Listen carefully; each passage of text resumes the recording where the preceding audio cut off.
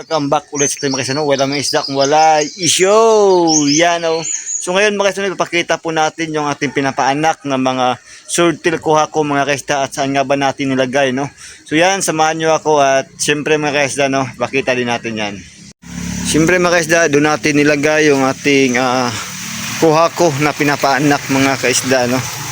So dahan-dahan lang muna tayo mga kaisda dahil medyo madumi kasi dito, no? Dahil malaging umuulan. So lagyan natin ng takip mga kaisda yung rep tab para hindi talaga matawag ito mga kaisda mainitan ng sobra. So wala dito mga kaisda, ito yung muli ito. So dito natin nilagay mga kaisda. So nilagay natin dito, no? Atin nilagyan ng takip po ito mga kaisda. Yan. So ganito tayo magpaanak ng mga kuhako mga kaisda. Pero tingnan natin kung nagkakaroon na ba ng anak. So yan mga kaisda, nagkakaroon na sila ng anak. Tayo natin pakita talaga mga kaisda. O yan, so madami ng mga anak mga kaisda. So yan, pang 5 rep tab na yata nito mga isda, puro mga similya. At ito yung ating chubi mga kaisda, chubi. Yan. So yan mga kaisda, ganyan na po tayo magpaanak ng ating mga kuhako. Lagay po natin dyan para hindi makain yung mga fry. Pero pag once na pumasok mga kaisda, automatic kainin talaga nila. So pakita natin yung ibang mga fry mga kaisda.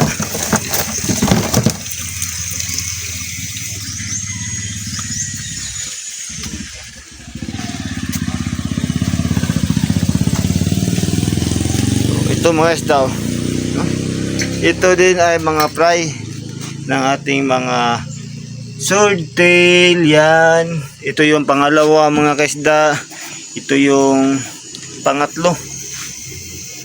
Yan, pangatlong rep tab natin. Tapos pang-apat mga kaisda, fry din ito, fry. At saka dito sa kabila mga kaisda, may fry pa din dito. Yan, no? Mga fry na mga swordtail kuhako mga kaisda. At nandyan pa, madami na kasi mga kaisda, madami na yung ating mga kuhako. Sana madali natin itong ibalik sa dati mga kaisda. Yan yung ating mga red cap. Ito yung ating similyan din na kuhako mga kaisda. Yan, no? Similya din to ng kuhako. At saka ito, similya din natin ng kuhako. At ito din ay kuhako din ito mga kaisda. At ito yung ating nilagay dito mga kaisda, na mga kuhako din, no? Mga fry ng kuhako din ito mga kaisda. Angatan natin mga kaisda, angatin yan, ganyan kadali paramihin yung mga kuhako mga kaisda, no? Siyempre ito yung ating breeder ng mga kuhako.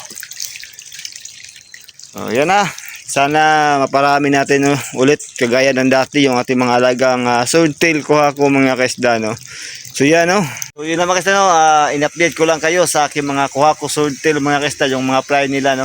At sana mga kaisda, madali silang lumaki, no? So yan, may maraming salamat sa mga kaibigan na walang sawang sumusuporta, no? At syempre sa ating mga followers dyan, no? So yan, ingat po sa ating lahat at God bless po sa ating lahat mga kaisda.